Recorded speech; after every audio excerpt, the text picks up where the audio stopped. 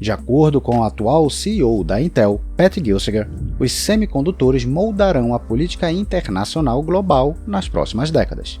Ele se junta a Eric Schmidt, ex-CEO do Google e ex-presidente da Comissão Nacional de Segurança e Inteligência Artificial, que acredita que o desenvolvimento da inteligência artificial já é uma força dominante que molda as relações internacionais. O desenvolvimento impressionante da IA é um evento sem precedentes na história do mundo.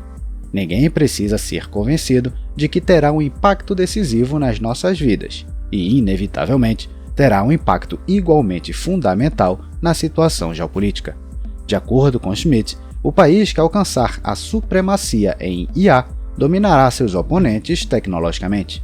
A dominância em IA, no entanto, só será alcançada com o hardware em que ela é construída. Este é um problema particular para a China. Bem-vindo ao dossiê dos anos 20.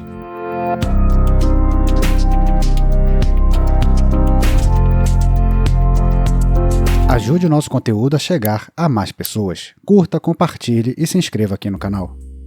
Um escritor polonês de ficção científica, Stanisław Lem, disse certa vez: a tecnologia tem sido ligada à ciência em um ciclo de feedback positivo por 300 anos.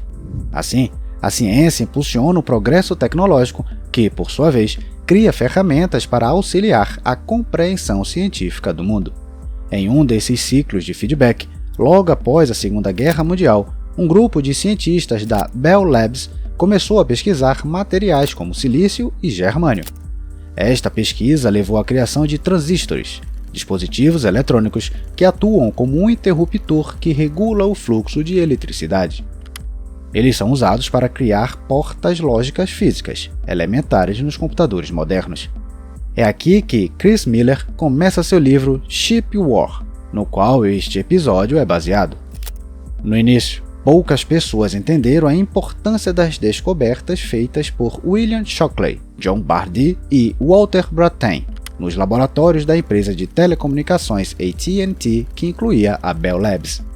Em 1948, ninguém poderia prever que os transistores se tornariam um fator importante na política global das principais potências mundiais.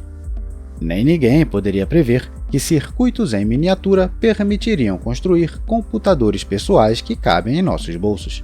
Antes do desenvolvimento das primeiras máquinas de calcular, eram as pessoas que faziam os cálculos. Calcular sempre foi, e ainda é, um elemento necessário para a existência e o desenvolvimento de civilizações humanas. As tábuas cuneiformes da civilização suméria contêm os cálculos que os sumérios precisavam fazer para administrar seu estado. Mas nunca antes a questão da autonomia computacional foi objeto de disputa entre as superpotências, e é hoje, já que o conflito atual entre Estados Unidos e China é travado sobre a capacidade de usar silício na computação avançada necessária para construir modelos de inteligência artificial. Mas vamos voltar às origens dos circuitos integrados. O Vale do Silício recebe seu nome das primeiras empresas que se concentraram na criação de transistores que poderiam ser montados em um circuito e em uma única pastilha de silício. Empresas como Fairchild Semiconductor, Texas Instruments e Intel lançaram as bases para um sistema que viu a criação de outras empresas envolvidas em tecnologias disruptivas e avançadas: Apple, Microsoft, Google e OpenAI. O Vale do Silício ainda é a sede das maiores empresas. Em nenhum outro lugar do mundo há tanto capital como na parte norte do Vale de Santa Clara. Por outro lado, a fabricação de chips tem sido uma das forças motrizes da globalização. Já no início da década de 60, a Fairchild Semiconductor começou a fabricar seus chips em Hong Kong, sob domínio britânico. Foi um processo que contribuiu para a ascensão de países asiáticos como Japão, Coreia do Sul e Taiwan. Todos se tornaram importantes centros de produção de semicondutores que exigem o processo de fabricação mais complexo já projetado pela humanidade. A China, por outro lado, foi uma entrada tardia nessa corrida. Somente na década de 2000 é que ela buscou se tornar um jogador significativo, se não um jogador importante, no campo dos circuitos integrados avançados. Mas a batalha atual não é a primeira guerra de silício que os Estados Unidos travam. Eles foram desafiados na década de 80 pelo Japão. A força industrial e a engenhosidade japonesas, incluindo os chips fabricados no Japão, eram sinônimos de modernidade. Chris Miller descreve como agentes do FBI espionaram a japonesa Hitachi. O início da década de 90 marcou a era da Intel.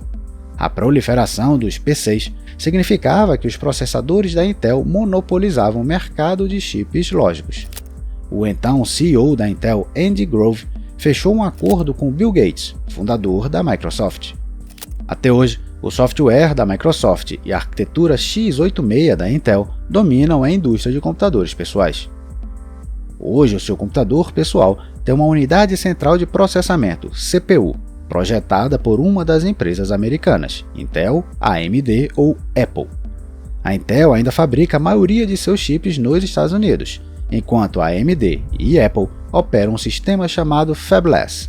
Eles fazem a pesquisa em desenvolvimento e o design de seus chips, mas terceirizam a produção para a gigante taiwanesa TSMC, que, por sua vez, fabrica chips exclusivamente para terceiros. Atualmente, as unidades de processamento gráfico GPU ou placas de vídeo também se tornaram cruciais. Inicialmente, esses tipos de chips eram usados apenas para cálculos relacionados a gráfico de jogos ou editores de imagem. No entanto, por volta de 2012, sua arquitetura específica chamou a atenção dos pesquisadores em inteligência artificial e redes neurais. Uma equipe de pesquisadores liderada por Geoffrey Hinton começou a usar GPUs para treinar redes neurais, que poderiam se tornar cada vez mais sofisticadas. Foi também a época em que o conceito de aprendizado profundo nasceu. Hoje, o mercado de GPUs é dominado por duas empresas americanas, AMD e Nvidia, que capitalizou o momento para dominar o mercado dos chips necessários para treinar inteligência artificial. Miller descreve que estima-se que até 95% das GPUs em servidores chineses que fazem computação de IA são fabricados pela Nvidia. E é precisamente por essa razão que a China embarcou em uma batalha pela independência computacional, particularmente das tecnologias de fabricação de chips dos Estados Unidos. Como o próprio Xi Jinping disse, sem segurança cibernética não há segurança nacional, e sem informatização não há modernização.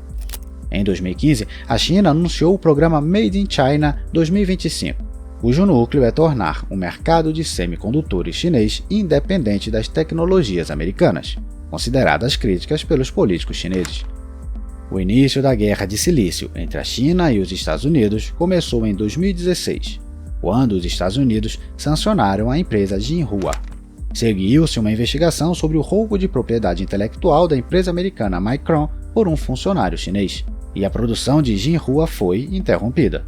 Outro momento crítico foi em abril de 2018, quando os Estados Unidos impuseram pesadas sanções, que seriam intensificadas em 2020, às principais empresas de telecomunicações ZTE e Huawei. Segundo especialistas, foi também um momento crucial na formação da estratégia chinesa na área. Ficou claro para os formuladores de políticas no Reino do Meio que a economia chinesa era altamente vulnerável a sanções no setor de alta tecnologia. Desde então, empresas começaram a comprar e estocar chips americanos caso as sanções fossem intensificadas. Ficou claro que o poder dos gigantes da internet chineses, como Baidu e Tencent, era insuficiente para garantir a independência estratégica e econômica da China. Por um lado, Pequim criou uma fusão de inteligência artificial e autoritarismo, maximizando o uso da tecnologia para monitorar seus cidadãos, ao mesmo tempo em que permanece dependente de empresas do Vale do Silício para tecnologias críticas.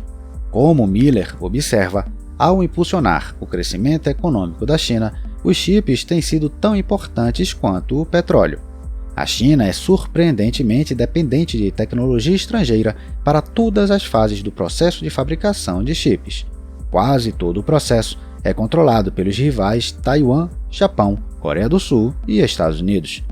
O estudo da Universidade de Georgetown descobriu que em toda a cadeia de suprimentos de circuitos integrados, incluindo design, propriedade intelectual, equipamentos e demais elos, as empresas chinesas representam apenas 6%, em comparação com 39% das empresas americanas, 16% das empresas sul-coreanas e 12% das empresas taiwanesas.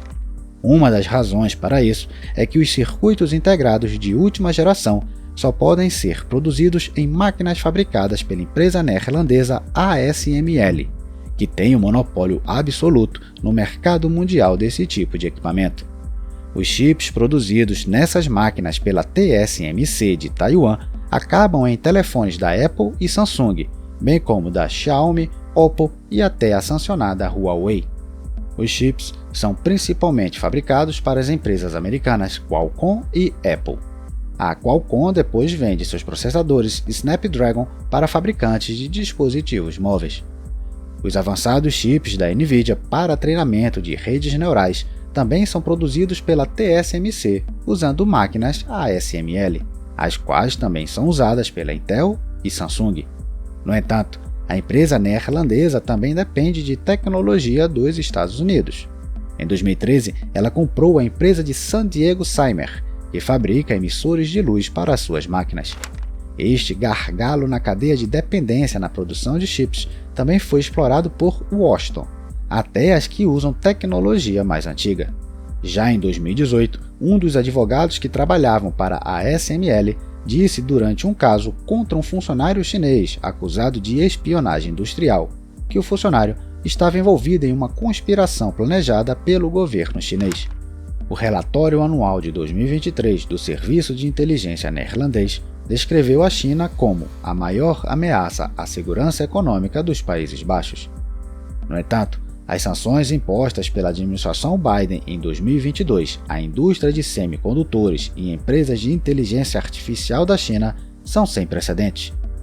Por um lado, comprar chips para aplicações de consumo comuns na China ainda é possível. Porém, por exemplo, os chips A100 e H100 da NVIDIA, que são usados para treinar modelos como o ChatGPT, são atualmente inacessíveis para empresas chinesas. Cidadãos americanos também são proibidos de trabalhar para empresas chinesas de chips. Pode-se dizer que a estratégia atual do governo americano tem dois objetivos. Primeiro, prejudicar a capacidade das empresas chinesas de produzir semicondutores avançados. E segundo, limitar as capacidades da China no campo da inteligência artificial.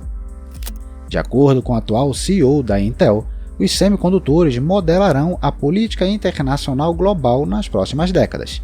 Enquanto isso, o ex-CEO do Google e ex-presidente da Comissão Nacional de Segurança e Inteligência Artificial diz que o desenvolvimento da IA já é uma força dominante nas relações internacionais. De acordo com Eric Schmidt, a IA é uma tecnologia autocatalítica, ou seja, seu crescimento a faz se desenvolver ainda mais rápido por conta própria e estimula o desenvolvimento de outros campos. O país que alcançar a supremacia em IA dominará seus oponentes tecnologicamente. O principal problema estratégico de Pequim é que o Ocidente é dependente da China apenas em bens de consumo, que são cruciais para o desenvolvimento da civilização. O Ocidente pode comprar eletrônicos baratos, telefones e outros produtos dos chineses, e ainda ser capaz de reconstituir as cadeias de suprimento caso o comércio com a China seja interrompido. A situação é bem diferente do lado chinês. Bens críticos como circuitos integrados dependem do Ocidente e de asiáticos como Japão, Coreia do Sul e Taiwan. De acordo com um relatório do CSIS, os discursos de Xi Jinping levantam a questão de autossuficiência econômico-estratégica da China, cujo caminho reside no domínio da tecnologia para a fabricação de circuitos integrados avançados no país.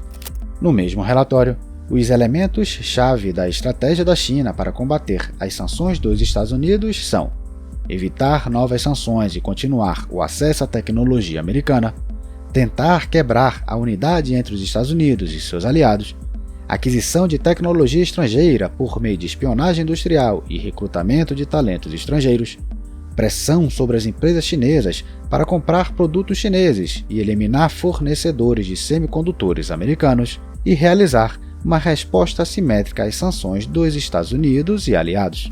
E, de fato, há sanções chinesas contra a fabricante de memória Micron. Também não se pode esquecer que qualquer ameaça militar em torno de Taiwan é uma incógnita.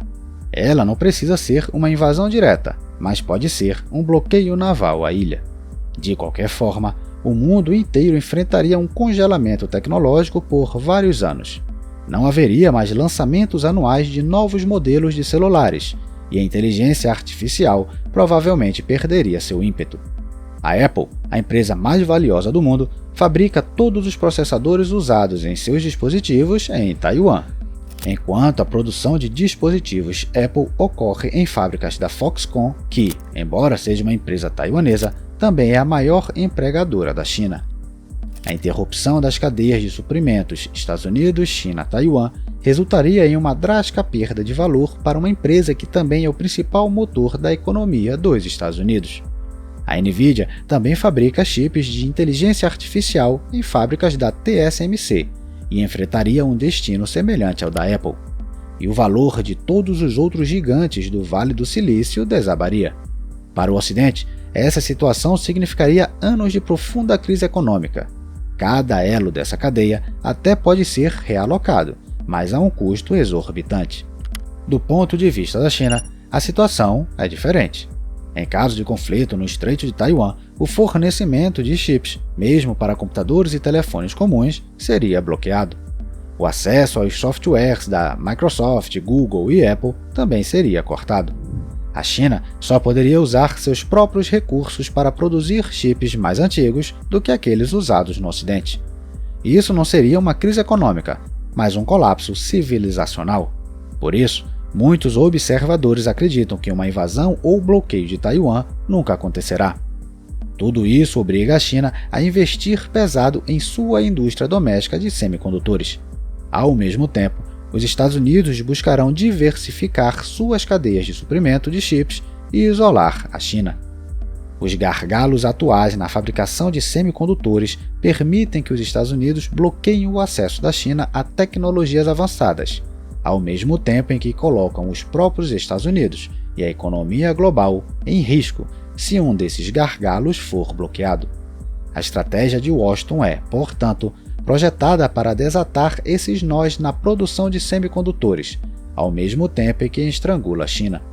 Uma coisa é certa: a batalha pela supremacia computacional moldará o cenário internacional nas próximas décadas, e quem quer que tome para si o poder da computação será o favorito na corrida pela inteligência artificial, cujo total potencial é impossível de estimar. A China experimentou um crescimento incrível nos últimos anos, porém, décadas de evolução tecnológica colocaram o Ocidente, e os Estados Unidos em particular, na liderança da, talvez, a mais crucial corrida do mundo moderno.